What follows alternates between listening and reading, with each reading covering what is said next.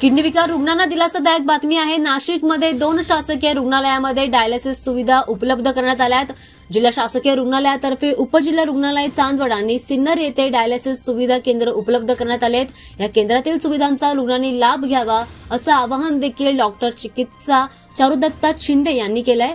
महाराष्ट्र शासन एलएचएच यांच्या संयुक्त विद्यमाने रुग्णांना डायलिसिस सेवा मोफत देण्यात येते। या योजनेअंतर्गत नाशिक जिल्ह्यामध्ये ग्रामीण रुग्णालय सिन्नर आणि उपजिल्हा रुग्णालय चांदवड येथे डायलिसिस सेंटर देखील सुरू करण्यात येत आहे। डायलिसिससाठी होणारा खर्च पाहता रुग्णांकडून उपचार हे बऱ्याच टाळले जातात।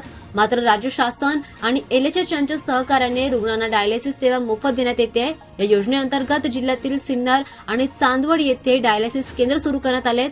सिन्नर येथे आतापर्यंत 20 रुग्णांनी या सेवेचा लाभ घेतलाय। 640 डायलिसिस ते झाले आहेत।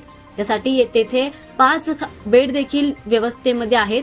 त्यासाठी वैद्यकीय अधिकारी, किडनी विकार तज्ञ, फिजिशियन, 2 डायलिसिस तंत्रज्ञ आणि 1 परिचारिका कर्मचारी यांची देखील नियुक्ती येथे करण्यात आली आहे। चांदवड आणि सिन्नरच्या रुग्णालयामध्ये डायलिसिसची सेवा उपलब्ध झाल्याने सर्वसामान्य रुग्णांचा खर्च आता वाचणार आहे।